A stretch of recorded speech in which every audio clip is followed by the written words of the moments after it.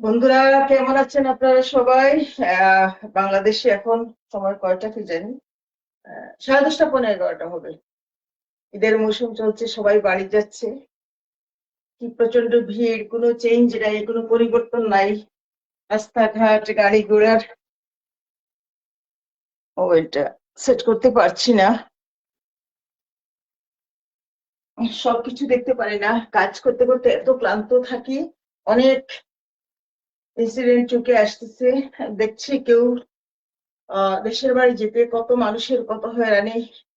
সেদিন আমি খুব একটা ভালো করে বলতে না পারলেও দেখলাম যে একটা অন্তঃসত্ত্বা মেয়ে একটা ব্রহ্মণার শিকার হয়েছে, অসুস্থ হয়ে গিয়েছে। বেঁচে আছে নাকি সেটা আমি দেখিনি, দেখতে পারিনি। তো এই সিচুয়েশন গুলা পরিবর্তন হবে না। আজ থেকে 15-20 বছর আগে আমার একটা কলাম ছিল রোড অ্যাক্সিডেন্ট নিয়ে। একটা না, রোড অ্যাক্সিডেন্ট নিয়ে আমার 3টা 4টা কলাম আছে, যে এ আমার দেশ নয়, এই জন্য একটা মৃত্যু উপত্যকা।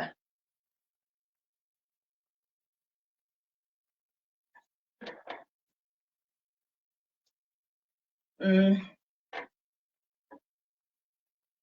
আমি অনেককে অ্যাড করেছি, তারপর আমি জানি না আর কি প্রবলেম আসছে। আপনার মোবাইলটা ঠিক করে নিয়ে, কারণ অনেকেই বলেন যে আমার লাইভ আমি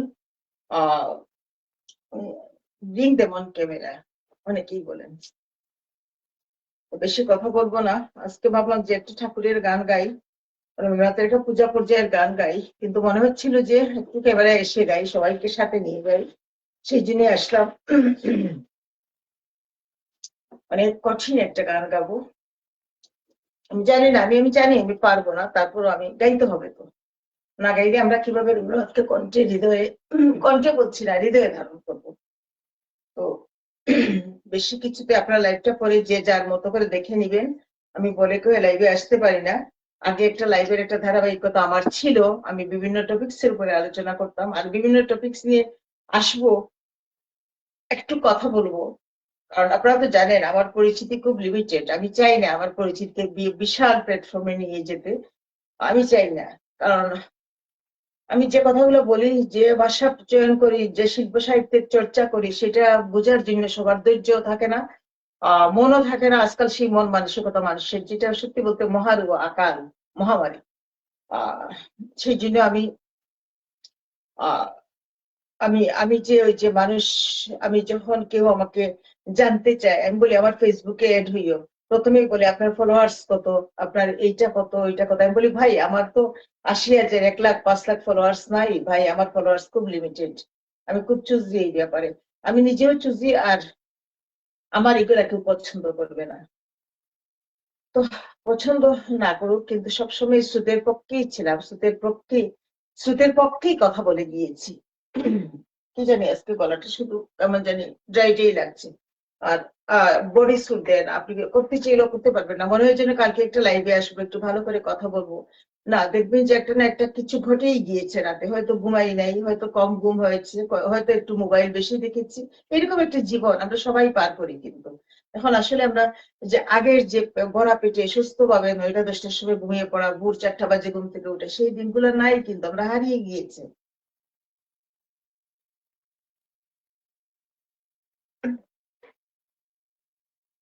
যাই হোক, সবাইকে আবার ঈদ মোবারক। আপনারা আনন্দ করুন, আনন্দ নিয়ে বাঁচতে হয়, আনন্দ ছাড়া বাঁচা খুবই কষ্ট।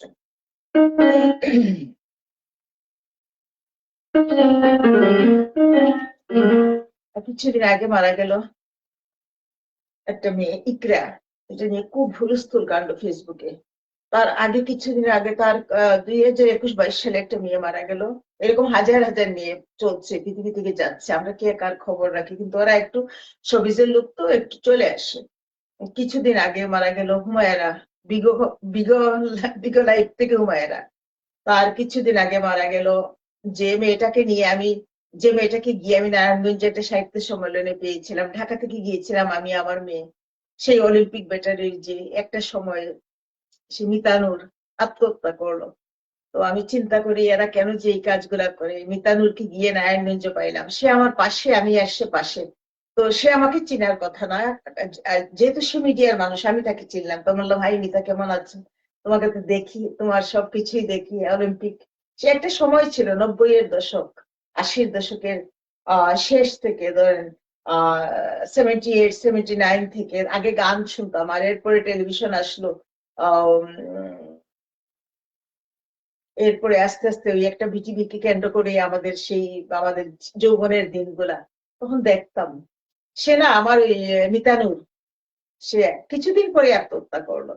সে আমার শিশির ভেজা গোলাপের কান্না বইটা আমার সাথে ছিল, আমার সাথে পাশে থেকে আমার 2.5-3 পৃষ্ঠার মুখবন্ধ সে গগ্রাসে গিলে ফেললো, গিলে ফেলে বললো, এত সুন্দর আপনি লিখেছেন যে মানুষের অস্তিত্বটা নাড়া দিয়ে যায়, নারীর পক্ষের কথা। তার যে হৃদয়ে এত কষ্ট ছিল সেটা কি আমি জানতাম। তারপরে আমাকে জানলো, চিনলো, কথা বললো। আমি বললাম আমি গুলশানে কি থাকি, একদম নিকেতনের সাথে লাগানো গুলশানে, একদম ওই গুলশানের মনে শেষ বাড়িটাই নিকেতন, 1 নম্বর গেটের সাথে লাগানো বাড়িটাতেই আমি থাকি। তো বলে আমি নিকেতন থাকি। তা আমি বলি দেখা হবে, বলি কি অবশ্যই আপনার বাসায় আমি যাব। তারপরে সে আমার মেয়েটাকে ধরলো, আমার মেয়েটাকে ধরে এত আদর করলো, আমার মেয়েটা আমার সাথে ছিল, আমি এটা গাড়ি রিজার্ভ করে ঢাকা থেকে গেছিলাম। সে এত আদর করলো, বললো তো এত ট্যালেন্ট মেয়ে তুমি, তোমার সাথে আমি কথা বলবো। এই যে তার একটা স্পৃহা, আমি সেদিনই বুঝতে পেরেছিলাম তার যে সন্তান মানুষ করার, সন্তানকে উচ্চ শিক্ষায় শিক্ষিত করার, সন্তানের চোখ মুখ খুলে দেওয়ার যে তার একটা স্পৃহা। আমার মেয়ের সাথে জড়াই ধরে সে যখন কথা বলছিল, বলছিল তুমি স্থপতি, তুমি আর্কিটেক্ট নিয়ে পড়াশোনা করছো। তো আমি বললাম যে ও আর্কিটেক্ট না শুধু, ও তো কেমব্রিজ বোর্ড থেকে ও লেভেল এ লেভেল এবং ইংলিশে টপিং বাংলাদেশ সায়েন্স থেকে। তো ও বললো যে এত ট্যালেন্ট মেয়ে আপনার, আমি অবশ্যই আপনার বাসায় যাব, আপনার সাথে কথা বলে এত ভালো লাগছে। আমি আপনার মেয়ের সাথে কথা বলবো। তার 2টা ছেলে ছিল। আমি এই ঢাকা থেকে আসলাম, আমরা এসে 2-3 মাস গেল, আমি চট্টগ্রাম গেছি, চট্টগ্রাম থেকে শুনি মিতানুর আত্মহত্যা করেছে। এই মেয়েগুলো বোকা, কেন যে আত্মহত্যা করে। হ্যাঁ, একটা সময়ে বিয়ের পরবর্তী সময়ে জীবনের টান পূরণে খুব সাইকোলজিক্যাল প্রবলেম থাকে। মানে বাপ মাকে ফেলে আসা, বাপ মার বাড়ির চিন্তা, বড় হইলে তো আরো সমস্যা। আমি বাপ, আমার কথা, আমার বাবা মারা গিয়েছেন, এই যে শাশুড়ির কুণ্ঠাসা, এই যে নির্যাতন অপমান। আর যেমন আমি আমার ব্যক্তি জীবনের কথা বলি, আমি যদি কোনোদিন মাস্টার্স পরীক্ষা দিয়ে বিয়ে হয়েছে, কোনোদিন যদি আমি একটু বের হইতাম, যে আমার জায়ের সাথে বের হইতাম, তখন আমি তো আমার শাশুড়ি, আমি বের হওয়ার সময় তো পারমিশন নিলাম। তো পারমিশন নিতে গিয়ে আমার যেটা ঘটে গেছে আমার জীবনে, আমার শাশুড়ি গায়ে একটা লিস্ট আমার হাতে ধরায় দিত। আমি চাকরি করি না, আমার হাতে টাকা আছে কিনা, না তার এইটা লাগবে, ওইটা লাগবে, ওইটা লাগবে, ওইটা লাগবে, রান্না করে ওইটা লাগবে, ওইটা লাগবে, ওইটা লাগবে, কারণ কেউ কিছু কিনে না। তো আমার বড় বাসুর ছিল বেসিক্যালি খুবই কৃপণ, এগুলো লজ্জার কোনো কথা না। তো তার সঙ্গত কারণে উনি উনার ওয়াইফের হাতে কোনো টাকা পয়সা খুব একটা দিত না। তো আমারও তো চাকরি টাকরি নাই। তো একটি লিস্ট আমার শাশুড়ি আমাকে ধরাই দিত। তো আমি চেষ্টা করতাম যে ওনার 5-6টা জিনিস হইলেও আমি আনি, 7-8টা জিনিস হইলেও আনি। যেমন সাপোজ খুব যে দামি জিনিস তা কিন্তু না। এই রান্নাঘরে একটা চামচ নিয়ে আসিও, একটা কাঠের চামচ নিয়ে আসিও, এইটা নিয়ে আসিও, এটা নিয়ে আসিও, ওই রকম টাইপের জিনিস প্রয়োজনীয়। তো ওরা তো আগেকার মানুষে তো মার্কেটে যে অভ্যস্ত না। আমার শাশুড়িকে খুব একটা মার্কেটে যেতে দেখিনি। আমার শাশুড়ির জিনিসপত্র মেয়েরা দেশের বাইরে থাকতো, মেয়েরাও দিত।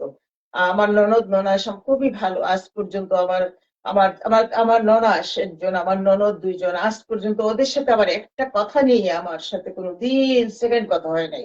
মানুষে ওদের কান বাড়ি করেছে। তো আসলাম ঘরে, বাচ্চা রেখে গেছি, তাড়াতাড়ি চলে আসতাম। আসার পরে 2টা, 2:30টার দিকে, 3টার দিকে তার ছেলে যখন আসতো, প্রথম কথাটাই বলতো, তোর বউ হরে তার আমারে খুঁজে যান না, তোর বউ হরে তার আমারে খুঁজে যান না। আমি তো মানে মানে মুহূর্তের মধ্যে আমার আকাশ, আমার চোখ টুক বসে যেত, বেচা বিক্রি হয়ে যেতাম আমি। কি রে, এই বেচা বিক্রিটা সব জায়গায় আছে ভাই, এই বেচা বিক্রিটা সব জায়গায় আছে।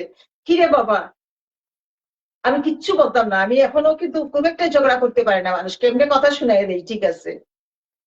তো আমি বলতাম, কি রে বাবা, আপনি না যাওয়ার সময়, আমি বললাম তোমার মানে যাওয়ার সময় আমাকে দিয়ে এতগুলো জিনিস আনাইলো, এই যে ওনার মেয়েরা সেই লাইফটা দেখবে তো, ওনার মেয়েরা এই লাইফটা দেখবে তো, ওনার ছেলেও এই লাইফটা দেখবে তো, তো তোমাকে আবার এগুলো কি বলে?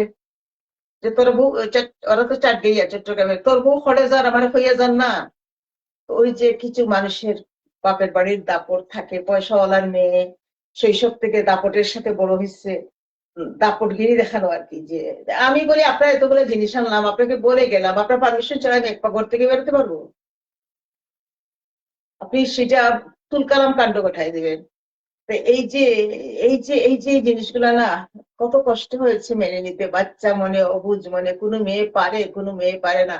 কোনো মেয়ে মনে মনে হয় যেন মুক্তি পায়, চিন্তা করে না তার সন্তানদের কথা। তখন তো আমাদেরও সন্তান হয়েছে, বা হয় নাই, বা হবে, বা হচ্ছে, শুধু একটাই ভাবতাম যে সন্তান, সন্তান। সেই সন্তান আদৌ কতটুকু চায় বাবা মাকে আমার জানা নেই, কিন্তু মা যে কত বেহায়া হতে পারে একটা মা। একটা মানুষ তার লিস্ট ধরাই দিচ্ছে, তার লিস্ট নিয়ে আমি একবার না বহুবার, একবার হইলে একটা কথা ছিল বলতাম না, একবার না বহুবার। তো আসার পরে ছেলেকে লাগাই দেওয়া, শ্বশুরকে কান ভারী করা, এই যে জিনিসগুলা, তোর বউ খড়ে যান আমার আবার হয়ে যান না, সেন্টার কথা। তো এই যে ইকরা মারা গেল, ইকরাম এটা মারা গেল, এগুলা দেখতে দেখতে না মানে খুব খারাপ লাগছে। 90-এর দশক ছিল, এক জাত তরুণ আসছিল না একটু পাড়ায়।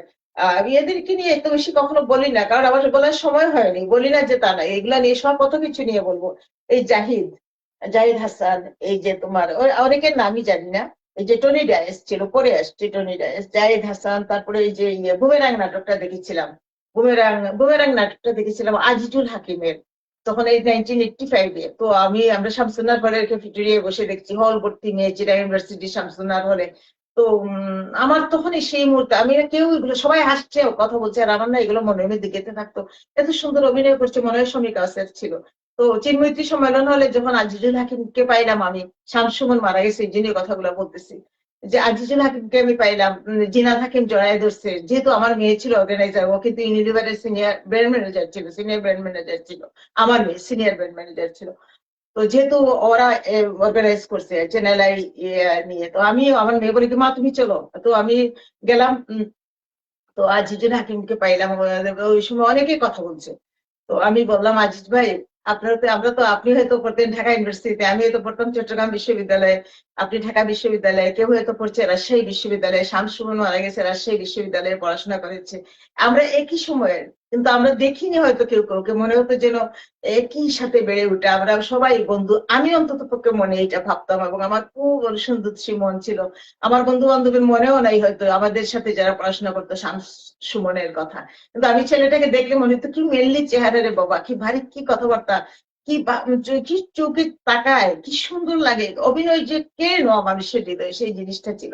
শামসুমন মারা গিয়েছে, অনেকের একটা কন্ট্রোভার্সি আছে যে তার ওয়াইফ ফ্যামিলি থাকতো লন্ডনে, সে এখান থেকে টাকা চালাতো। যদি এটা সত্যি হয়, এটা খুবই কষ্টের, খুবই পেতেটিক। এই 60 বছর বয়সে বাংলাদেশ থেকে একটা বিদেশে সেটেল বসবাসরত পরিবারকে টেনে নিয়ে যাওয়া, এটা যে কত মর্মান্তিক, কত পেতেটিক, সেগুলো আমি মানে ভাষায় প্রকাশ করতে পারবো না।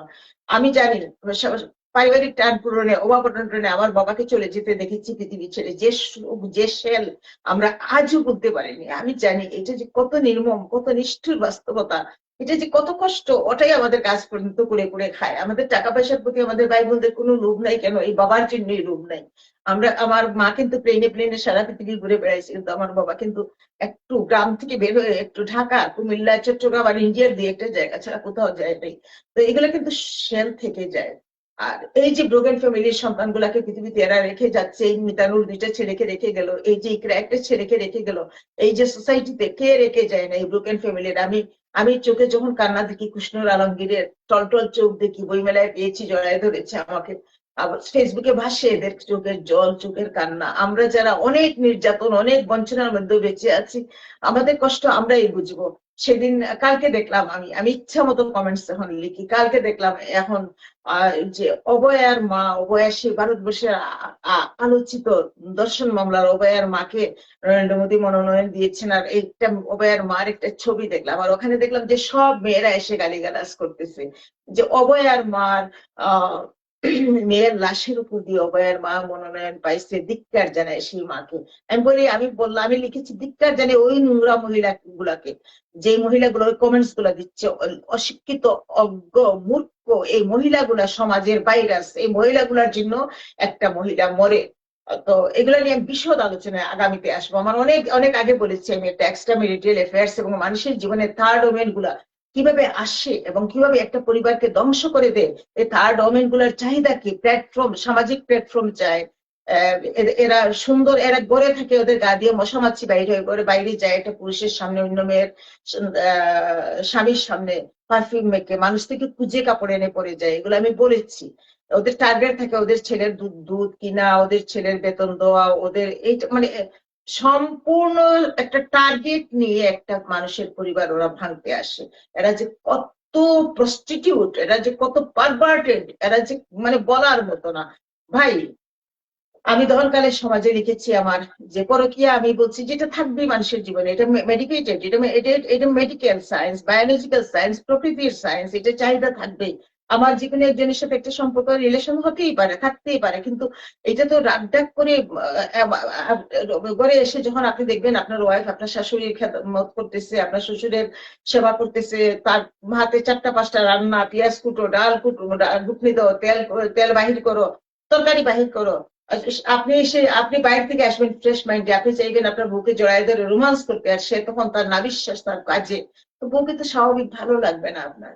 আর ওই একটা প্রস্টিটিউট, একটা মেয়ে যে যে যে প্রস্টিটিউট লাইক লাইক দ্যাট, আমি নিজেও বলবো, যে তার সংসারকে, স্বামী তো সবাইকে নির্যাতন করে, আমরা তো মেনে নিয়ে সহ্য করে থেকেছি, কিন্তু যে মেয়েরা মেনে নিতে চায় না, যে মেয়েরা হাসপাস করে অন্যের সাজানো সংসার ভাঙতে, ওগুলা কিন্তু ভাই অনেক সুন্দর হয়ে আপনার সামনে আসবে। ওদের গায়ের দুর্গন্ধ তখন স্নান টান করে পরিষ্কার হয়ে ক্লিন হয়ে তখন ওরা আপনার সামনে আসবে। আপনি আপনার বউকে আপনার ভালো লাগে না, বউকে আপনার খিটখিটে লাগে, বউকে আপনার তেল চিটে লাগে না ভাই, না ভাই। ঘুরে ফিরে ওই সেদিন আরেকটা পোস্টে আমি কমেন্ট করেছিলাম, লিখেছেন যে শেষ বয়সে স্বামীকে সেবা যত্ন করেন। তো আমরা বললাম যে আমরা কি সেবা যত্ন না করে বসে আছি? প্রত্যেক আমি তো দেখি যে সবচেয়ে বেস্ট সার্ভিসটা সে আমার কাছেই পায়। আমি তো তার বিভিন্ন আত্মীয় স্বজন বিভিন্ন জায়গায় গিয়ে দেখেছি, তো তার সাইকোলজি সবচেয়ে বেস্ট। সে তো জানে তার কমফোর্ট জোন, কারণ অন্য 10টা ফেলেও তার ফুডটা আমি আগে রাখি সব সময়, আজকে 35 বছর। তো এগুলো তো অন্য মেয়েরা মেনে নেয় না। তো অন্য মেয়েরা এইভাবে একটা মানুষের পরিবার ভাঙছে, এবং শেষ বয়সে আবার মেয়েরা বলে যে ওই ওই মেয়েগুলা, ওই যে সোহাগিনী বিবি, তারাই বলবে যে শেষ বয়সে স্বামীকে দেখে রাখবেন। আরে ভাই, তোমাকে যদি স্বামী সারা জীবন কেয়ার করতো, একটু সম্মানটা দিত, মেয়েরা কিছু চায় না, একটু বিশ্বাসের সম্মানটা দিত, শেষ বয়সে একটা মেয়ে কেয়ার করতো, তাহলে ওই মেয়ে যদি শেষ বয়সে স্বামী যদি তার গাড়ি চেপে বসে, ওই মেয়ের সারা জীবনের এই ডেডিকেশন, এই স্যাক্রিফাইস, এই ত্যাগের, তার থাকলোটা কি? তার থাকলোটা কি? এগুলো যে ফেস করে, যে মেয়ে ফেস করে, সেই মেয়ে জানে, সেই মেয়ে জানে, যে মেয়ে ফেস করে, যে মেয়ে এগুলার মধ্যে দিয়ে যায়। আমি কালকে একটা পর্যায়ে আমিও বলছিলাম যে আমার কাজ কখন শেষ হবে রান্নাঘরে। ওমা, ফ্রুটস দেই, দেখি কি ব্রেকফাস্ট নিবে, ভাত রেডি করে দেখি কি দিব, মানে সব সময় তো থাকে না ভাই। ভাই, তারপরে ঘরের কাজ, রান্না বান্না, ওর টাইমলি খানি দিতে হবে, এই কাজগুলো তো করে একটা মেয়ে কিটকিট হয়ে যায়। একটা তাকে বুঝতে হবে না, তুমি এসে ঘরে ব্যাগটা রেখে তুমি হাত মুখ ধুয়ে, তুমি তোমার কিছু লাগবে, তুমি এসে রান্না করে একটু উইশ করো না, কি লাগবে, কোনো কিছু হেল্প লাগবে নাকি, আমি আর ঘরে গিয়ে বসবো, তা না। তুমি তখন মনে হচ্ছে তোমার একটাই, যে আমার বউকে আর ভালো লাগতেছে না, বউকে আমি পাচ্ছি না, ও সঙ্গ দিতে পারছে না, আমি বাইরে গিয়ে হাসপাস করে অন্য মেয়ের সঙ্গ আমি চাই, অন্য মেয়েকে নিয়ে রোমান্স করি, অন্য মেয়ের শরীরের আমার দরকার। এগুলা কতটুকু জাস্টিস আপনারা ইয়ে করবেন? তো বলছিল যে অভয়ার মা এখন মনোনয়ন পাচ্ছে, আর গালিগালাজ করছে অভয়ার মাকে। আমি বললাম যে এত অজ্ঞ, এত মূর্খ। অভয়ার মার জীবনটা এতটা বছর, আমরা 90 সালের অনেক পরে অভয়ার ঘটনা, এতটা বছর গেছে অভয়ার মার, অভয়ার মা জানে, এবং তার এক্সপিরিয়েন্স। আরে অশিক্ষিত মূর্খ অজ্ঞ মহিলা, তোরা যে নেগেটিভ কথাবার্তা, ফেসবুক খুলতেই পারি না এখন নেগেটিভ কথাবার্তার জন্য, আগে কোথাও কমেন্টস করতাম না, সব জায়গায় কমেন্টস করি। কমেন্টস কি হওয়া উচিত? কোন একটা পরিচ্ছন্ন ঘটনার আলোকে কমেন্টস কি করতে হবে সেটা আসলে কয়জনই জানেন। আর আমি তো আমার আইডি তো বলেই দিচ্ছি, কমেন্টস আপনারা করিয়েন না, আমি কমেন্টস করা পছন্দ করি না। কারণ যদি একটা ঘটনার আলোকে যদি বিশ্লেষণ ধর্মী 2টা লাইন লেখার ধৈর্য আপনার না থাকে, একটা শব্দ 4-5টা শব্দ লেখার না থাকে, আগে আপনার সৃজনশীলতা বাড়বে। আপনি আমাকে কি মহিমান্বিত করবেন? আপনার কমেন্টস আবার কি যায় আসে? কিন্তু আপনি যদি কলম দিয়ে কালি দিয়ে একটা মানুষের একটা একটা একটা দায়িত্বপূর্ণ একটা পোস্টে যদি 2টা কথা আপনি লিখেন, তাহলে আপনি মহিমান্বিত হবেন। হ্যাঁ, আপনার সৃজনশীলতা বাড়বে, আপনার ব্রেইনের ফাংশন বাড়বে। মেডিকেল সায়েন্সে বলে 80-90 বছর পর্যন্ত ব্রেইনে কি, ব্রেইনের কিন্তু কোনো ইয়ে নাই। আপনি ব্রেইনটাকে যদি কাজে লাগান, ব্রেইন সবসময় আপনার 15 বছর বয়সে ব্রেইন যা 90 বছর বয়সে ব্রেন তার, সেই জন্য ব্রেনকে সবসময় কাজে লাগাতে হয়। আর কাজে না লাগাইলেও জানেন তো একটা যে কোনো কিছুই জং ধরে যায়। তো কেউ কেউ কমেন্টস করে না, আর কমেন্টস করলে হিসাব কমেন্টস কিভাবে তাকে আচ্ছা অভয়ার মা নবায়ন পাইছে, এখানে তোদের জলে কেন রে? এই ক্রিমিনাল গুলা, এই অন্ধকার সমাজের কিট, এই ক্রিমিনাল গুলা জ্বলছে কেন? সেই দিল্লির অভয়ার, দিল্লিতে সম্ভবত ভুলে গেছে, দিল্লিতে যে অভয়া দর্শিত হয়েছিল, এই অভয়ার মা যদি প্রতিবাদ করে হাজার হাজার মানুষ অ্যালার্ট হবে, তোদের জলে কেন? তো যাই হোক, এই যে মারা গেল, এই যে মিতানুরকে আমি কাছ থেকে দেখলাম, চুলটা লাল ব্লাউজ পরছে, চুলটা এইভাবে ছেড়ে গেছে, আমার পাশে বসছে, চেহারাটা এত সুন্দর লাগছে, এত নিখুঁত। কেন মরে গেলে কেন এত সৌন্দর্য চর্চা করতি তুই? মরেই গেল, এত সুন্দর চেহারাটা লাগছিল সেই দিন। আর 3টে মাস পরেই সে আত্মহত্যা করে, 2টা ছেলে 6-7-এ পড়ে আত্মহত্যা করে, তাও স্বামীর পরকিয়া। এইরকম একটা মেয়েকে রেখে কেউ পরকিয়া করে? আর এত মনস্বী মনের মেয়ে ছিল। তারপর মিতানুরকে তো আমি কাছ থেকে দেখেছি, একটা মানুষকে দেখতে 5 বছর মিশতে হয় না। এই যে একটা 4-5 ঘন্টা আমরা একটা অনুষ্ঠানে ছিলাম, 5 ঘন্টা ব্যাপী, এই যে না আমার কাছে মিতানুর। এবং তার সাথে আমার আসা যাওয়ার কথা, তার বাসায় সে আসবে, সে বলছে আমি নিজে আসবো আপনার বাসায়। চিন্তা করেন। তো এই যে একদিন ইকরা মারা গেল, এই যে একটা মেয়ে কিছুদিন আগে বিগলায় মারা গেল, হুমায়রা রাহিমু, এই যে শামসুমন মারা গেল, এদের মনটা না খুব ভরাক্রান্ত হয়ে যায়। আহ কত মানুষের ওয়াইফের চোখের জল দিকে সোশ্যাল মিডিয়াতে, কত মানুষ মেয়ে চোখের জল ধরে রাখে, কত মানুষ প্রতিটা পদে পদে বিয়ের পরের দিন থেকে স্বপ্ন ভাঙ্গার জন্য চতুর্দিকে অক্টোপাসের মতো ভাইরাস থাকে। আপনার ননদ স্বপ্ন ভাঙবে, শাশুড়ি স্বপ্ন ভাঙবে, দেবর স্বপ্ন ভাঙবে, শ্বশুর স্বপ্ন ভাঙবে, কত কিছু ঘটে গেছে, কত কিছু। কিছুদিন আগে মারা গেল ওই যে পলাশ শাহর স্ত্রী, কত কিছু। এখন পলাশের স্ত্রী যদি একটু ফেসবুকে আসে, সে বাঁচবে না, সে দাঁড়াবে না, এত বড় একটা সুখ শেষ করে। তো তাকে নিয়ে দেখি ট্রল শুরু হয়েছে কিছুদিন আগে দেখলাম। তো এই যে নেতিবাচক মেন্টালিটি, এই মানুষগুলাকে খুনি, আইনে এদের শাস্তির আওতায় নাই। খুনের প্ররোচনা আছে, প্রকাশ্যে কোনো ঘটনা ঘটলে খুনের প্ররোচনা শাস্তি আছে 302, 306 দ্বারা আইনের। কিন্তু এই যে সোশ্যাল মিডিয়ায় যে এই যে ডিমোরালাইজ করছে মানুষকে, এগুলার শাস্তি কি? এগুলার সর্বোচ্চ পানিশমেন্ট এই প্রকৃতি দিবে। এত নেতিবাচক হয়ে গেছে মানুষের মন মানসিকতা, মানুষ পজিটিভ ভাবতেই জানে না। তো খুব কষ্ট হচ্ছিল কয়েকদিন যাবত। আর আমি গত 21শে ফেব্রুয়ারির 4-5 দিন আগে একটা লাইভে আসছিলাম, আর আসিও নাই, বলি একটু আসি। আর আমার যখন খারাপ লাগে আমি মাঝে মাঝে খুব বেশি প্রার্থনা সঙ্গীত করি। প্রার্থনা সঙ্গীত করি, আমার কিছু প্রার্থনা সঙ্গীত টাইপের কিছু লেখা আছে আমার নিজের, আমি সেগুলো পড়ি একা একা করে বসে। সবসময় যে পারি তা না। তো যাই হোক, আজকে একটা মহাশক্তির গান গাই। অনেক কথা বললাম, আমি অনেককে শেয়ার করেছি। আপনারা নিজে একটু উঠে দেখি এসে বসি।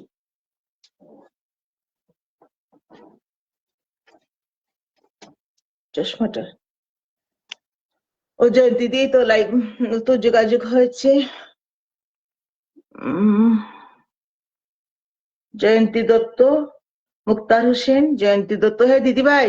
দেবপ্রিয় বড়ুয়া, আমেরিকান বাংলাদেশি, একজন প্রমিত বাংলার সিলেটি টানে কথা বলে। হ্যাঁ, আমি আজকে কথাগুলো আবার একটু আগুচালো হচ্ছে। কি দারুণ না, আমি আজকে আসলে আমার শরীরটাও ভাল লাগছে না বলেই লাইভে আসছি। আপনি একটা গান করছি, আপনার ভাল লাগবে। দেবপ্রিয় বড়ুয়া, একটা গান করছি। আমি তো অনেকেই ইয়ে করলাম। বিশ্বনাথ রায় দেখছি সুন্দর চলছে। শ্যামল চক্রবর্তী ইজ ওয়াচিং।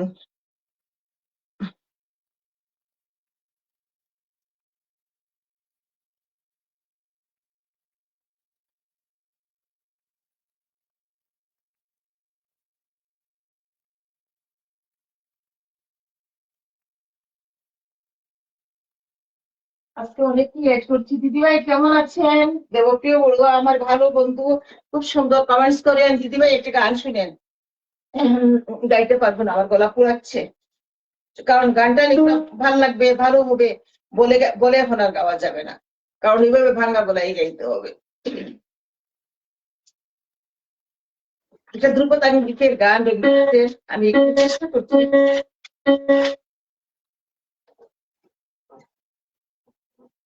আসলে আজকে কণ্ঠ সিলেক্টি টুনে আসবে, কারণ কি, আসলে আজকে আমি নিজে মানে নিজেই ভালো লাগছে না, আমার সব রান্না বান্না পড়ে আছে, ওখান থেকেই বসে গিয়েছি।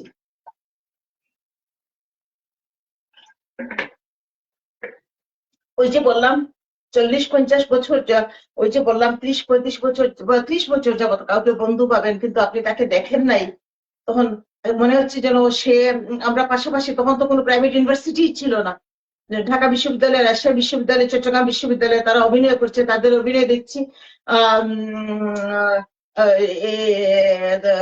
আবার আমাদের সাথে তারা পড়ছে, তো তাদের অভিনয় দেখে ফের তখন মনে হচ্ছে বন্ধু। শাম সুমন চলে গেছে, যে সে কিন্তু তার বয়স 60 বছর, কিন্তু 60 তো আমরাই তো 60, আমরা তো একই বেচেরি বলতে গেলে, একই সমসাময়িক।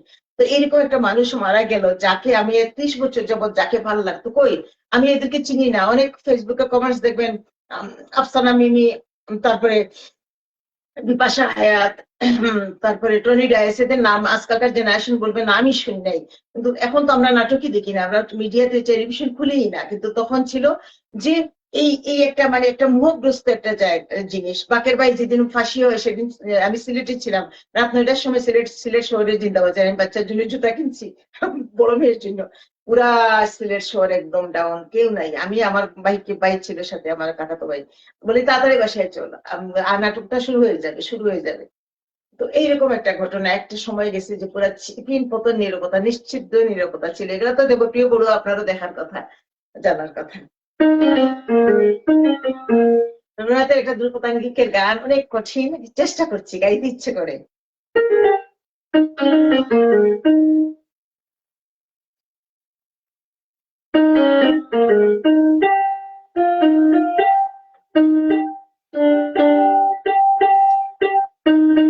মহারাজ বলে কি সাজে এলে হৃদয় পুরো মাঝে, চরণ তলে কুটি শশী সূর্য মরে মাঝে। মহারাজ বলে কি সাজে এলে হৃদয় পুরো মাঝে।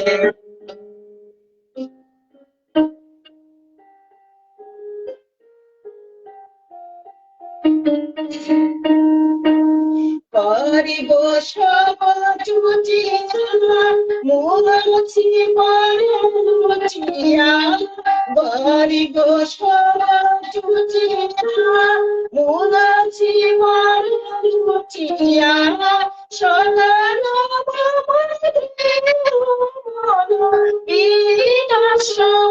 বাজে সাজে হৃদয় পুরো মাঝে, চলে কুচি শশী সূর্য মরে মাঝে।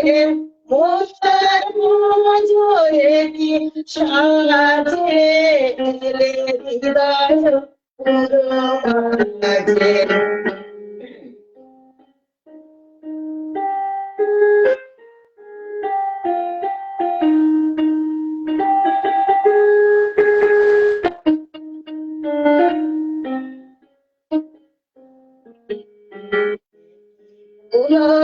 বেদনা বহিছে মধুবাই চরকার,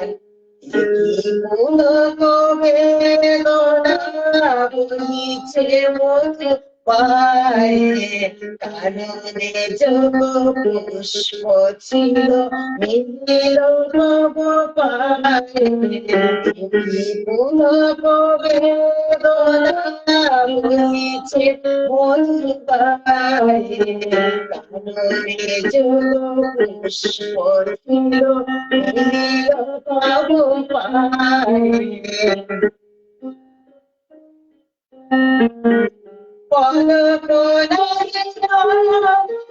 হেরি না কিছু মনে, হেরি না কিছু মনে,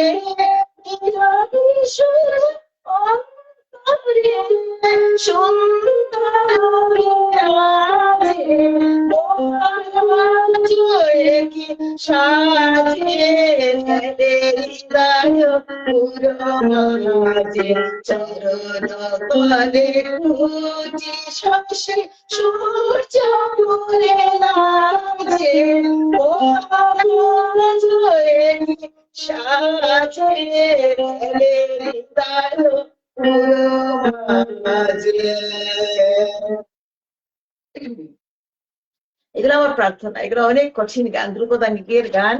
আর কালকে গলাটা অনেক ভালো ছিল, আমি ভাবছিলাম যে আজকে একটু লাইভ করবো, কিন্তু ওই যে রাতের মধ্যে বলে বলি বলে মানে ভাবতে পারি না যে বাসন কাপড় কাজ টাজ করায়, আর ঘুম একটু উল্টা পাল্টা হয়, এই শেষ রাতে গলাটা বসে যায়।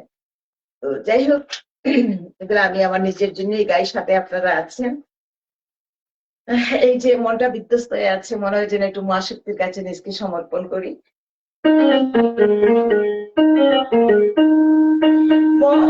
মহাবিশ্বে মহাকাশে মহাকালো আছে আমি আমি মানো একাকি প্রমি বিশ্বয়ে প্রমি বিশ্বয়ে মহাবিশ্বে মহাকাশে মহাকালো আছে।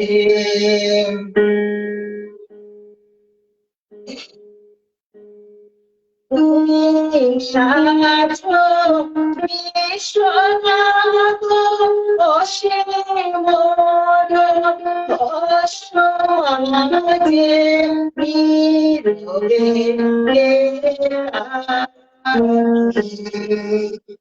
আপন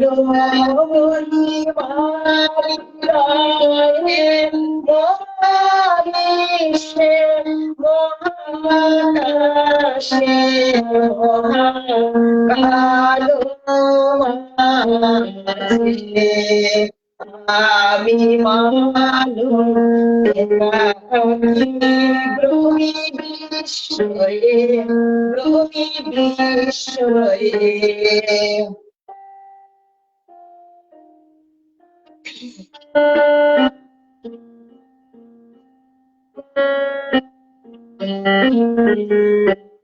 অনন্তয়ে বিশ্বকালে অগণয়ে দীপ্তলোকে তুমি আছো মোরে চাহি আমি চাহি তোমারে অনন্তয়ে বিশ্বকালে অগণয়ে দীপ্তলোকে তুমি আছো মোরে চাহি আমি চাহি তোমারে।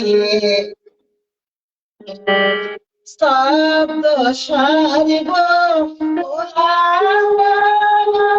শান্তি মগ্ন চরাচর স্তব্ধ সর্ব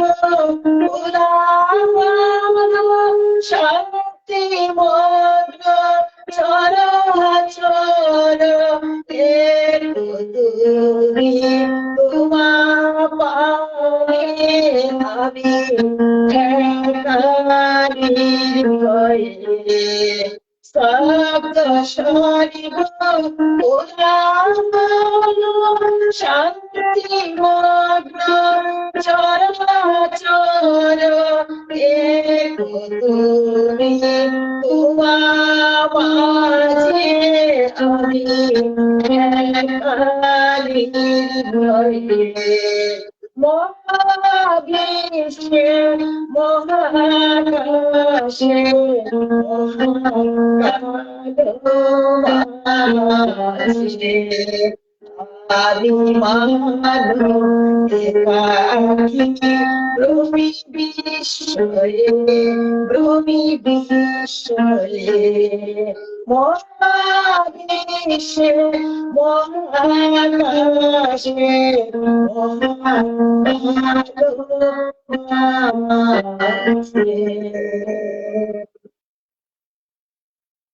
আজকে আসলেই মনটা ভালো নেই, এই যে আমার কথাগুলা মুখে লেগে যাচ্ছে, আসলে কথা বলার এনার্জিও পাচ্ছি না। এই তো জীবন, এইটা এই এনার্জি থেকে হয়তো হয়তো কোনদিন শুনবেন কল্যাণী দেব চৌধুরী হয়তো ঝুলে পড়ে গেছে, আর নাই। তো যে কোনো মুহূর্তে যে কোনো কিছুর জন্য এখন প্রস্তুত। খুব মনে করেন আপনারা খুব আনন্দে আছি, মনে করেন আপনারা সবসময় খুব খুশি থাকি না। এই যে এই যে ধ্রুপদ আঙ্কের, এই যে রবীন্দ্রনাথের এই যে কঠিন কঠিন গান, এগুলা কয়জনে গায়ে বলুন তো, কোথায় শুনেছেন বলুন তো? কিন্তু আমি এগুলোর মধ্যে পড়ে থাকি, কারণ এগুলো তৃতীয় নয়ন না থাকলে অনেক অনেক সকল, অনেক আপডেট, অনেক জানাশোনা মানুষও দেখবেন তৃতীয় নয়ন না থাকলে ওই জায়গায় পৌঁছাবে না। আমি কি গাইতে পারি না, আমি কি কতটুকু গেয়েছি সেটা কোনো কথা না, আমি গানগুলো অনুধাবন করতে পারি। তো এই যে মহারাজে একই সাজে এলে হৃদয়ে পুরো মাঝে, এই যে আরেকটা এই যে বিশ্বনাথ, এই যে মহাবিশ্বের মহাকাশের মহাকাল, এই যে এগুলা এই যে মহাবিশ্ব মহাকাশ মহাকাল, এগুলো এখনকার কথা না তো, এগুলো আমাদের সেই ঋগ যজু সাম অথর্ব বেদের কথা। এগুলো আমাদের সেই এই এই যে এগুলা এগুলা এগুলা কত হাজার বছর আগে, তার কোন নিশ্চয়তা নেই। ভগবান শ্রীকৃষ্ণের জন্মই তো হয়েছে 5,500 বছর আগে। তার আগে ত্রেতা যুগ, তার আগে সত্য যুগ। আমাদের সভ্যতার, আমাদের আর্য সভ্যতা, আমাদের বৈদিক সভ্যতা, আমাদের ঋগ্বেদ যজুর্বেদ সামবেদ অথর্ববেদ সবকিছুতেই আপনি দেখবেন যে রথ, এই বিমান, সমস্ত কিছুর বর্ণনা আছে, এতটাই সাইন্টিফিক। তো সেই সময়ে কত মুনি ঋষিরা কত স্পেস নিয়ে কত কথা বলে গিয়েছেন। রবীন্দ্রনাথের এই গানগুলা আমাকে এইটাই জানান দেয়, আমি অন্তত পক্ষে এইটাই বুঝি যে রবীন্দ্রনাথ কত দূরদর্শী ছিলেন। এই যে রাজ ও রাজ, আমি রাজেন্দ্র নন্দিনী, এই যে এই কথাগুলা, অসীম রহস্য, এগুলা, এই যে বিশ্বনাথ, এই যে মহাবিশ্ব মহাকাশ মহাকাল, তারপরে আপনার এই যে অনেক শব্দ, এই যে শব্দগুলা কিন্তু এখন আর আমাদের বাঙালি শব্দ আর এগুলা নাই। এগুলো আমরা, আমাদের সাথে যায় না, আমরা এখন এতটাই মডার্ন হয়েছি, আমরা আমাদের সাথে এই শব্দগুলো যায় না। এই বিশেষ করে রবীন্দ্র আঙ্গিকের যত শব্দ, নজরুল আঙ্গিকের যত শব্দ, এই রবীন্দ্রনাথ নজরুল দুইজনই, তাদের যে শব্দ চয়ন তারা যায় না। হয়তো রবীন্দ্রনাথ হয়তো আমাদের দেশের প্রায়ত্ব অনেকের কাছে, একটা গোষ্ঠীর কাছে, জঙ্গিদের কাছে, রাজাকারের বাচ্চা মনন রাজাকারদের কাছে, নৈব্য রাজাকারদের কাছে রবীন্দ্রনাথ ব্যক্ত, নজরুলও ব্যক্ত হয়ে যেতেন। হন না কেন, উনি মুসলিম বিদায় উনি হন না, বেঁচে গিয়েছেন।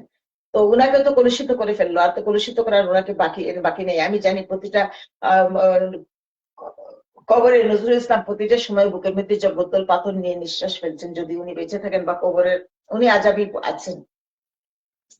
আমার মনে হয়, কেন জানি না, কারণ তার কবরের পাশে যেভাবে মাটির আশেপাশের মাটিকে যেভাবে আমি আমি সেরকমই মনে করি। আর কিছু বলার দরকার নেই, আপনারা বুঝে নিয়ে। এই যে রবীন্দ্রনাথের গানে অখণ্ড, ব্রহ্মাণ্ড, আহ এই শব্দগুলা, নভ মাঝে, অনাদি, এই শব্দগুলো তো হিন্দু আনা শব্দ ভাই। এগুলো এখন হিন্দু, এখন এখন পৃথিবীটা এখন চলছে হিন্দু মুসলিমের স্টিকারে, ধর্মের স্টিকারে, পৃথিবীটা এখন মানবতার স্টিকারে চলে না। এখন এগুলা হিন্দু আনি, আমরা বাঙালি এখন না, এখন আমাদের হিন্দু আনি শব্দ এগুলো হয়ে গেছে। আমাদের হলো মতলব, আমাদের হলো আহ যত সব উর্দু শব্দ সবগুলা এখন আমাদের সয়লাব। এরা বাঙালি, যে আমরা যে বাঙালি, আমরা যে মাইগ্রেট, বাঙালি হইলো তো অনেকে মাইগ্রেট বাঙালি, অনেকে হিন্দু থেকে, বাহি সভ্যতা তো একটাই ছিল, হিন্দু থেকে মাইগ্রেট মুসলমান, তারপরে তো বাঙালি। বঙ্গবন্ধু শেখ মুজিবুর রহমান তো বলে গিয়েছেন, প্রথমত আমি বাঙালি, তারপরে বাঙালি মুসলমান। এটা তো বঙ্গবন্ধু বলেই গিয়েছেন। বঙ্গবন্ধু তো বঙ্গবন্ধু বলেছিলেন যে আসলে দেখেন কত দূরদর্শী পরিকল্পনা। বঙ্গবন্ধু বলেছিলেন তার একটা ভাষণে যে বাঙালির অস্তিত্ব একদিন থাকবে না, বাঙালির অস্তিত্ব থাকবে না, শুধু একটা শব্দই থাকবে, বঙ্গোপসাগর ছাড়া কোনো অস্তিত্ব থাকবে না। কথা তো একদমই ঠিক। আজকে যদি বঙ্গবন্ধুর জন্ম না হইতো, আমাদের অস্তিত্ব তো এতদিনেই থাকতো না। আমাদের বাংলাদেশে সব উর্দুভাষী হয়ে যেতাম আমরা। আমরা হয়তো কিছুটা বাংলা বাঙ্গা বাঙ্গা বলতাম, আধা বাঙ্গা, এতদিনে উর্দুর পাশে থাকতে থাকতে আহ বঙ্গবন্ধুর জন্ম হয়েছিল বলে একটা দেশ পেয়েছি, যেটা আমি আমার মুক্ত করো ধারা কবিতায় বলেছি যে যে মুক্ত করো ধারায় কবিতায় বলেছি যে যুগে যুগে কালে কালে সেই যে বাইয়ের কনস্পিরেসি, সরি, সৎমার স্টেপ মাদারের কনস্পিরেসি, স্টেপ মাদারই বলবো আমি, স্টেপ মাদারের কনস্পিরেসি, সৎমা, সৎমা, এটা জন্মদিনেই সৎমা হয় না, এমনিও তো সৎমা থাকে।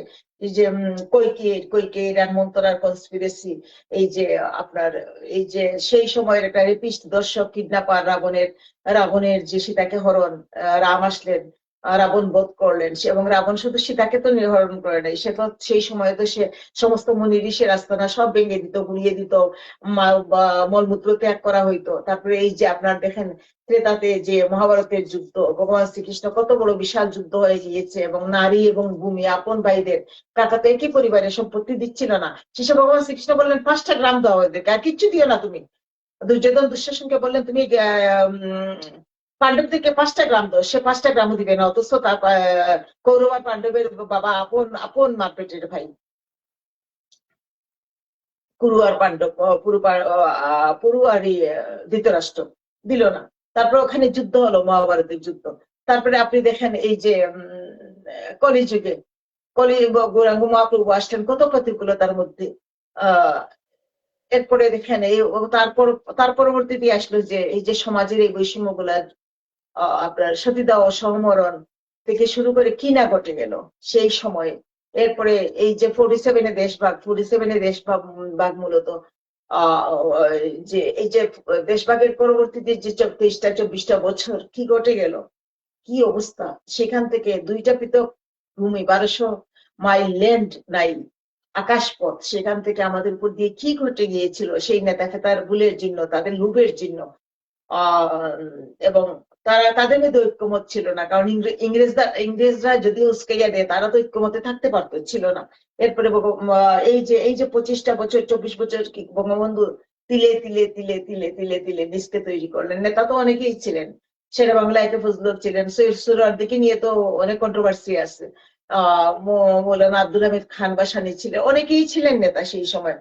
ওইদিকে চিত্তরঞ্জন থেকে একটা প্রভাব ছিল, যতীন্দ্র মোহন থেকে সেই সময় ওই ব্রিটিশ বিরোধী আন্দোলন থেকে একটা প্রভাব ছিল। তারপরে আপনার এই যে কত নারী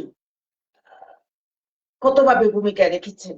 আহ আপনার এই যে শ্যামাপ্রসাদ আশুতোষ মুখোপাধ্যায়ের ছেলে, তাদের ভূমিকা, ক্যালকাটা কিলিং, 47-এর কিলিং, কত কিছুর পরে এই যে এত মানুষ দেশ ছাড়ছে। এই যে দেশীয় রাজাকার মিলে পাকিস্তানের দূষররা এত হিন্দুকে বিতাড়ন করছে, এত হিন্দু লাশ, এত মুসলিম, কাশ্মীরের দিকে কত মুসলিম কত হিন্দু মারা গিয়েছে ওখানে। এই যে একটা অবস্থা, টালমাটাল অবস্থার মধ্যে এই পূর্ব বাংলা, এটা তো একটা বাংলা ছিল, বাংলাটাকে ভাগ করে দিল। আমরা কি ভেবেছি বাংলাটাকে ভাগ করে দিলে আজকে তো বাংলাদেশ হয়েছিল? তখন বাংলাটাকে ভাগ করে দিলে, এটা রেড ক্লিফ একদিনে তাকে এনে যে ভাগ করা হলো, এটা আমি আজকে ব্রেন থেকে বলছি। তো বাংলাটাকে যখন ভাগ করলি কেন? বাংলাটাকে ভাগ করলে আমাদের পূর্ব বাংলাটাকে আমাদের একটা স্বায়ত্তশাসিত একটা ভূখণ্ড করে দিতে, আমাদেরকে দিল পশ্চিম পাকিস্তানের সাথে জুড়ে, যাদের সাথে কোনো ভূমির সংযোগ নাই, ভাষার সংযোগ নাই, জন্ম বেড়ে ওঠার কৃষ্টি কালচারের কোনো সংযোগ নাই। সেখান থেকে একজন বঙ্গবন্ধুর জন্ম, এবং সেখান থেকে বঙ্গবন্ধু খুব খারাপ, বঙ্গবন্ধু তো খারাপ হবেই, কারণ ভালো মানুষ কেউ কাউকে দেখতে পারে না। শেখ হাসিনা চোখ চোখ খুলে দেখো, শেখ হাসিনার বাংলাদেশের যত দৈন্য ন্যায় করে থাক, তার চোখ খুললেই তো তার সবকিছু দেখছো।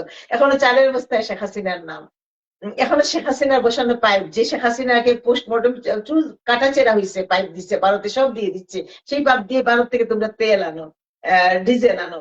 তো কন্ট্রোভার্সি তো থাকবেই, কিন্তু একজন বঙ্গবন্ধু জন্ম হয়েছিল বলে আজকে বাংলাদেশটা ছিল। আর ভালোই চলছিল, খারাপ দুঃখের মধ্যে আমরা তো সবকিছুই দেখা, মুক্তিযুদ্ধ আমি দেখা, ভালোই চলছিল। কিন্তু এখন যে এই অবস্থায় এসে দেশটা এই পর্যায়ে এসে যাবে, তো একজন বঙ্গবন্ধু জন্ম হয়েছিল বলে আমরা এখনো স্বপ্ন দেখি, আমরা এখনো আশায় বাঁচি। আর নাই এই দেশীয় রাজাকাররা, এই আলবদররা হাজার হাজার লক্ষ লক্ষ মেয়েকে দেখিয়ে দিয়েছে, হাজার হাজার মেয়েকে দেখিয়ে দিয়েছে, নিয়ে গিয়েছে, মেয়েদেরকে উলঙ্গ রাখা হয়তো, ওদেরকে কাপড় দিয়ে, আমরা জন্মের পরে গেলে আমাদের শোনা স্বাধীন হয়েছে দেশ, আমরা আসছি, আমার চোখে বাঁচছে, চাল টাল সব পুরা, ঘর দরজা কিচ্ছু নাই, টুল দাঁড়ায় আছে। আমার দেখা, আমার শোনা, দেখতে শুনতে শুনতে বড় হওয়া, কাপড় পরতে দেওয়া হইতো না, ওদেরকে উলঙ্গ রাখা হইতো, ওরা যদি ফাঁস লেগে মরে যায় ওদেরকে স্নানের পানি দেওয়া হতো না, ওদের স্তন কেটে নেওয়া হইতো, পুক বেরোতো। এগুলো আমাদের ঘরের চর্চা, আমাদের ঘরে সব এসে বসতো সবাই। তো আমার বাবা সব বলতেন, আমার বাবাও বলতেন, তাও না, অন্যজন বলতো দাদা বাবু এইরকম একটা শব্দ কথা শুনছি, ওই ক্যাম্পে ওইরকম, ওই ক্যাম্পে ওইরকম হয়েছে, ওই ক্যাম্পে মেয়েদের উপরে ওইরকম নির্যাতন হয়েছে, ওই জায়গায় অতজন মুক্তিযোদ্ধাকে মেরে ফেলছে, ওই জায়গায় গিয়ে তারা ভাত খাইছে, উনি প্রথম প্রধানমন্ত্রী ডিক্লেয়ার হয়েছে। এগুলো আমাদের শোনা কথা, আমার দেখা কথা, আমি ভুলি নাই মুক্তিযুদ্ধ।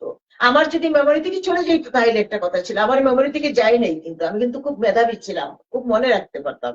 এখনো আমার অনেক কিছু ভুলে গেলেও মনে রাখতে পারি। তো এগুলো তো কোনো গল্প না আমাদের কাছে। আমরাও হয়তো দর্শিত হইতাম, ভাগ্যবালা আমরা সেই 6-7 8 বছরের 6 বছরের ছিলাম হয়তো, বা তখন 7 বছরের ছিলাম। 5-6 বছর অনেক কিছু, অনেক বাচ্চা দেখেন আপনি 3-4 বছরে অনেক ইউনিভার্সিটি ওদেরকে খুব তাড়াতাড়ি ডিগ্রি দিয়ে দেয়, অনেক বাচ্চারা খুব মেধাবী হয়। আমি হয়তো সেই রকম ছিলাম। এই শাড়ি কাপড় পরতে দেওয়া হইতো না, উলঙ্গ রাখা হইতো, একটা ব্লাউজ থাকতো, হয়তো হাফ একটা পেটিকোট থাকতো, অথবা কোনো সময় কোনো কিছুই থাকতো না। এক রুমে গাদা গাদি করে 200, 300, 400 মেয়েদেরকে রাখা হইতো ক্যাম্পের মধ্যে। আর এই দেশ থেকে ধরে ধরে দেওয়া হইতো, এই যে ধরে ধরে দেওয়া হইতো, ধরে ধরে দেখায় দেখা, ওরা তো চিনতো না, দেখায় দেওয়া হইতো। এবং আমার শ্বশুরের পরিবার, আমার শাশুড়ির পরিবার, শাশুড়ির তো তখন বিয়ে হয়ে গেছে, ওদের পরিবার নিয়ে আমি একটা লাইভে বলেছিলাম। ওদেরকে যেদিন করে গিয়ে আশপাশের বাড়ির লোকজন গরুর মাংস লাগায় মুখের মধ্যে, ওদেরকে মুসলিম বানাইলো, কলমা পড়াইলো। পরের দিন রাত, ওই দিন রাতেই ঘুরে ওরা সব ওই আসামের ওই দিক দিয়ে গিয়ে ইন্ডিয়াতে চলে গেছিল, আর আসেও নেই বাংলাদেশে কোনোদিন, আর আসেও নাই। তো আপনি দেখবেন ইন্ডিয়ার অনেক পরিবার কিন্তু ইতিহাস হাইড করে। কিন্তু আমি বলছি না, ওরা ওদের ছেলে মেয়ে যদি আবার বাংলাদেশে ফিরে আসে, বেড়াতে আসে, যদি এরকম বিপদে পড়ে, আমি বলছি না হাইড করবেন না, ইতিহাসটা বলবেন। যার ফলে দেখবেন ইন্ডিয়াতে হাই উল্লাস করে ওরা, ওদের বাবার মুখে দাদার মুখে শুনছে, এরা কোনোদিন বাংলাদেশে আসেও নাই। বাংলাদেশে ওদের পৈতৃক ভিটা দেখতে অনেকে আসে, অনেকে আসেও না, ভয় পায়। ওই যে এই যে ওই যে হরিবুল, এই যে খুব খুব ভয়ঙ্কর, খুব ট্রমাটাইজ কথাগুলো শুনছে, ওদের পরিবার দিয়ে ঘটে গেছে। ওদের পরিবার পূর্ববাংলার মাটি ছেড়ে পশ্চিমবাংলায় চলে গিয়েছে, তো এরা আসতেও চায় না কখনো। তো এইরকম একটা সিচুয়েশন চলছে 200 বছর যাবৎ, মানুষের মনে শান্তি নাই, হতাশাগ্রস্ত। তার মধ্যে মানুষের এক্সপেকটেশন, এই যে কতগুলা পরিবার আছে, যে এরা কি স্বপ্ন দেখি, এরা কি বুঝি না আমি। অবশ্য বাংলাদেশের পরিস্থিতি ওদেরকে বাধ্য করছে, ওরা থাকে দেশে, ওদের সন্তানকে পাঠায় দেয় বিদেশে। আমি এগুলো বুঝি না ভাই, কিভাবে সন্তানকে হাতছাড়া করে। আমি তো করি নাই, আমার বাচ্চারা তো, আমার বাচ্চারা তো 2.5 বছর বয়স থেকে ইংলিশ মিডিয়ামে, আমি হাতছাড়া করি নাই, আমি আসতে পারবো না। আমার এত টাকা পয়সার বল নাই, এটা বল থাকলেও আমি এটা কাবার দেওয়া আমার জন্য টাফ হয়ে যাবে, আমি ছাড়ি নাই। দেশে থাকো, দেশে উন্নতি করো, দেশ থেকে পরে এক সময় আসিও। তারা দেশ থেকে ভালো ভালো জব করছে, পরে একটা সময় তারা দেশের বাইরে আসছে। তো এরকম কিছু চিন্তা শক্তি কিন্তু আমাদের স্থিত দিয়ার নাই। আমরা কিন্তু খুব এক্সপেকটেশন, আমরা কিন্তু খুব চাই। আমরা ছেঁড়াকাতায় বসে আমরা 1000 কোটি টাকার স্বপ্ন দেখি, যেটা করা মোটেও উচিত না। কারণ আমাদের বুঝতে হবে যে মা বাবাকে, এই শরীরটা রক্ত মাংসের, এটা স্টোন বডি না, কোনো অনুভূতি নেই। আমি যখন ক্রাইসিসে পড়বো, আমি এদিন আমার হাজবেন্ডকে চোখ রাঙায় বলছিলাম, তুমি কি বলো, তুমি কি বলো, তোমার কি মাথার মধ্যে কিছু আছে? তুমি বুঝো, একটা মানুষ যদি 2 বেলা ভাত না খায়, সে তো মৃত্যুর পথযাত্রী হয়ে যাবে। কারণ প্রেশার লো করবে, তার কেউ বডি ফাংশন সবগুলা ইয়ে হয়ে যাবে। ঠিক টাইমলি খাইতে হবে তো। তো আমি পেটের সংস্থান না করে আমি চলে যাব, আমি এটা করবো ওইটা করবো, এরকম কি একটা প্রসঙ্গে আমি কথা বলছিলাম, তখন সে আমার দিকে তাকায় আছে। আমি, তোমরা যে খালি উস্কানিমূলক কথাবার্তা বলো, বা এটা ওইটা, কি করবে আমার ফ্যামিলি নিয়ে কি করবে? ঘরে আছি, ঘরে আছি, পাশে কেউ আছে, শান্তি মতো 2টা ভাত খাচ্ছি। দূরে গিয়ে, দূরে গেলে হবেটা কি? এই যে কোনো সন্তানই দূরে গেলে হবেটা কি? আমি কি জানি? এখন তাকে কফি দিচ্ছি, এখন চা দিচ্ছি, এই ফ্রুটস খা, এই চিকেন রোস্ট খাবি খা, চিকেন ফ্রাই করে দিব খা, পাস্তা করে দিব খা, কিন্তু সেও বিদেশে বিগুয়ে এই ঠান্ডা নির্জন দেশে সে হাঁটছে, ঘুরছে, চলছে, তার টাকার সংস্থান নাই, খাওয়ার সংস্থান নাই। এক বেলা সে ভালো থাকবে, 2 বেলা ভালো থাকবে, 1 সপ্তাহ ভালো থাকবে, এরপরে তো সে অটোমেটিক সে ফ্রাস্ট্রেটেড হয়ে যাবে। আর ওই যে সিলেটে একটা ছেলে মারা গেল, মালয়েশিয়া গিয়েছিল, ওই যে কন্টেন্ট ক্রিয়েট করতো, ওর নামটা কি জানি, যে কিছুদিন আগে সিলেটে হুলস্থুল হয়ে গেল, ওর মাকে নিয়ে কত ভিডিও করতো। ওই মানে একটার পর একটা ইনসিডেন্ট। তো আমরা তো ফেসবুক একটু একটু খুলি, তো ওই যে আরেকটা ঘটনা দেখলাম, শামস সুমনের পরিবার ছিল দেশের বাইরে, সেইখানে খুব হতাশাগ্রস্ত থাকতো। ফলে হতেও পারে ভাই, এগুলো আমাদের জীবনে কারো না কারো পরিবারের উপর দিয়ে ঘটে যাচ্ছে। এই হলো। তারপর তো আমরা বুঝি না, আমরা একের পর এক ভুল করেই যাচ্ছি। তো আর লাইফ বেশি বড় করবো না, আমি এই মহাশক্তির 2টা গান গাইলাম, যে এত মৃত্যুর কথা বললাম আজকে, এত টানপূর্ণের কথা বললাম, আসলে মনের সুখ নিয়ে লাইভে আসি নাই, এই জন্য মহাশক্তির গানটা গাইলাম। ভাবলাম যে একটু আপনাদের সামনে এসে বসি, একটা কিছু বলি। কারণ আমাকে অনেকে বলে, তুমি আসো না কেন, তোমাকে দেখি না কেন, আর এখানে ওখানে যেতেও হয়, এই জন্যই গেলাম। আমি এই রেখে দিচ্ছি।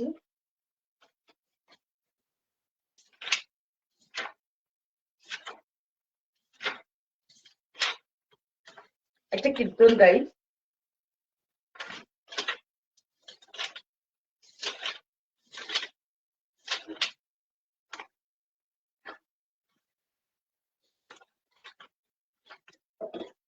না, একটা একটা একটা গান গাই, একটা গান গিয়ে লাস্ট গানটা গেয়ে গেছি।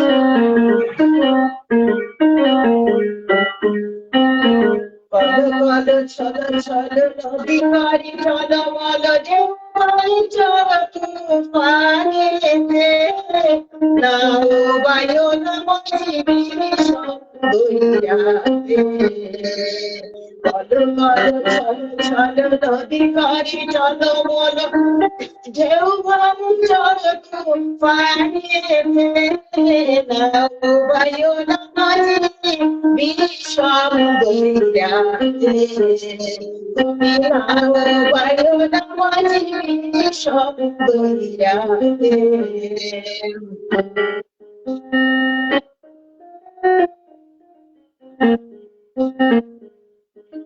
ওরে গগনে গগনে দাঁড়িয়ে ছুটে শোন শোন বায়ু বহি চৌদিকে মাঝে নিমিষে গুটাইও বান সামনে দলীয় হার বিয়ে বিয়ে বিয়ে দিও মারি নৌকা বইটাতে নাও বায়ু নামাজে বিষম দইরাতে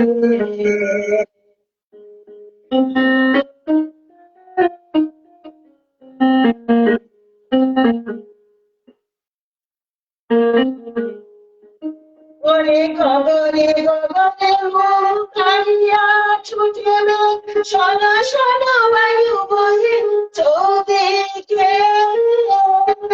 মাঝে নিমিষে গুটাইও বান সামনে দলীয় হারে ধীরে ধীরে দিও বাড়ি ওই যাতে নাও বায়ু নামাজি বিষম দইরাতে তুমি নাও বায়ু নামাজি বিষম দইরাতে লাইন নেই সরি দেখছি না বদরে বদরে বলি কিনারি কিনারি চলি বাটি গানে ভাটিয়ালি গাইও ও গাইও গাইও বদরে বদরে বলি কিনারি কিনারি চলি বাটি গানে ভাটিয়ালি গাইও ও গাইও গাইও জোয়ারি তাড়াতাড়ি বেলা গেলে ঘাটে ফিরাইও বদল বদল বলি কিনারে কিনারে চলি পাখি গানে ভাটিয়ালি গাইও গাইও তাকে জোয়ারি নদী মাইল তাড়াতাড়ি বেলা গেলে ঘাটে ফিরাইও চাহিয়া চাহিয়া বলতে কি পানি তালাশে দূর নামিয়া ময়ূর আসে মনে কোনে রাখিও মারে মারে না যাইও তাকে আরে সাথে সাথে নিয়েও তুমি নৌকাতে মনে কোনে রাখিও মারে মারে না যাইও তাকে আরে সাথে সাথে নিয়েও তুমি নৌকাতে নাও বায়ু নামাজে বিষম দইরাতে তুমি নাও বায়ু নামাজে বিষম দইরাতে চলো চলো চলো চলো নদী কারি চলো বলো চেউ বাণী চলো তুফানে বায়ু নামাজে বিষম দইরাতে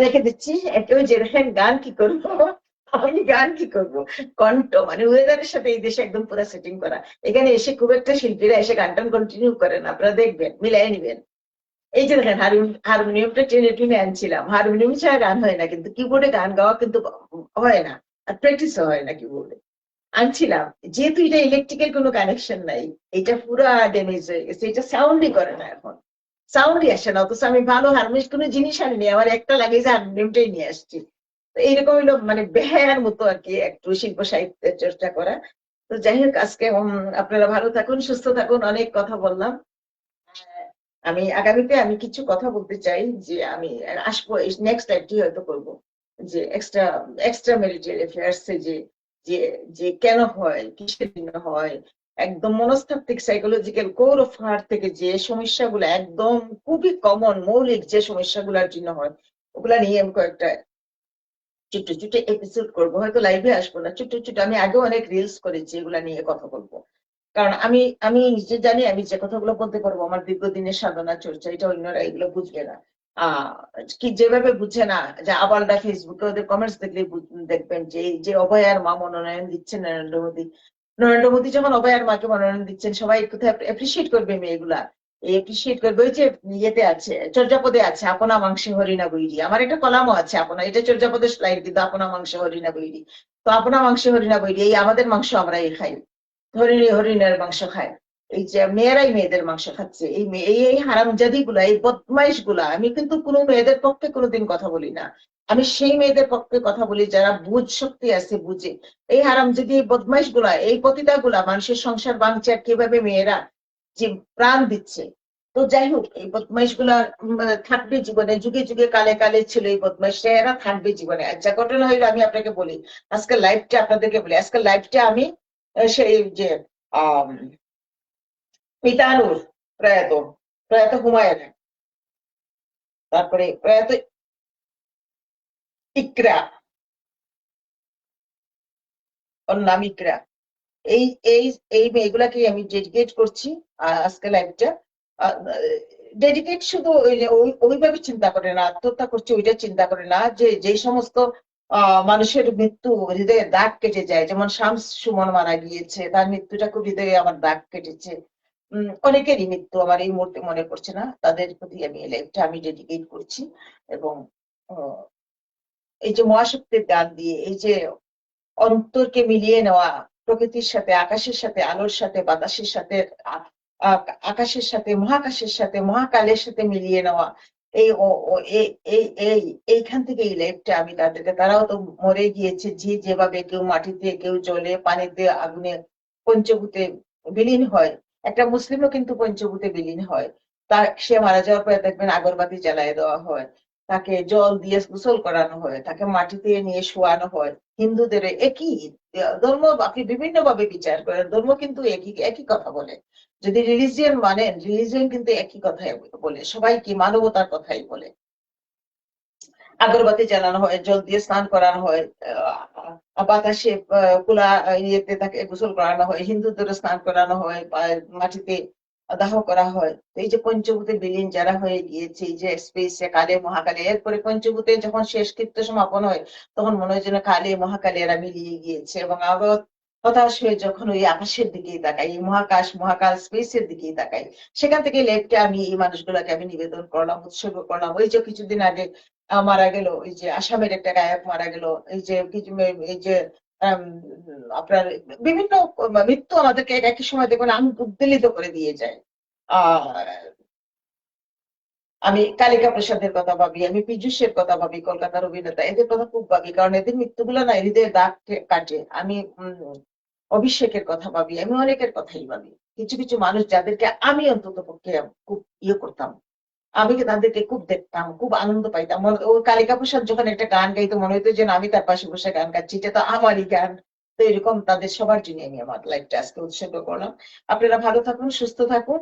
আহ সবাই অনেক বড় হয়ে গিয়েছে।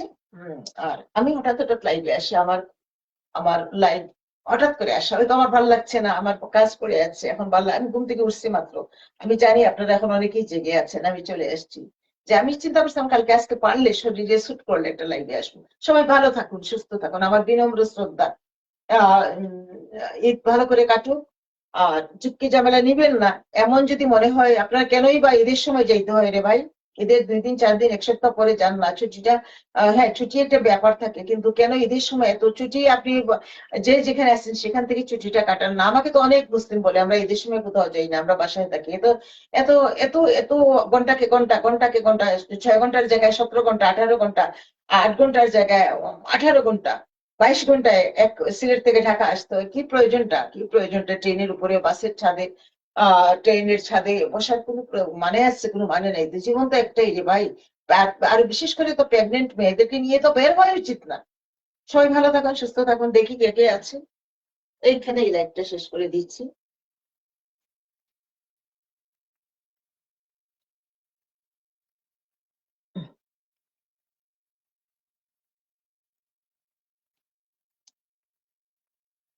আক্তার হোসেন দেখছেন? হ্যাঁ আক্তার, কেমন আছো ভাই?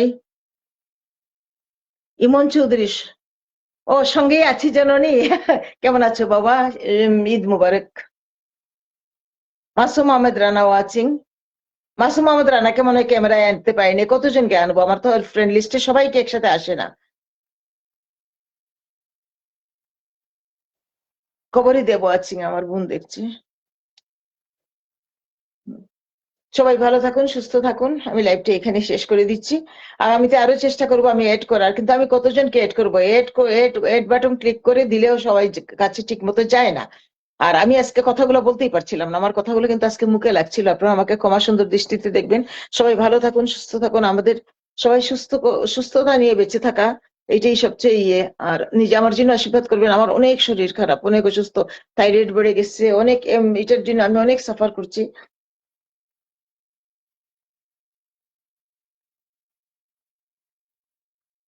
আজ কয় তারিখ? আজকে 20 তারিখ সম্ভবত। 20 তারিখ আজকে। সবাই ভালো। 20 মার্চ 2026। তো আমি আমি সেই সময় যে মৃত্যুগুলো আমার মনে দাগ কেটেছে তাদের জন্য এই লাইভটা আমি ডেডিকেট করছি। আমি নাম মেনশন করে দিব অনেক উপরে, আপনারা পড়বেন। ভালো থাকুন, সুস্থ থাকুন।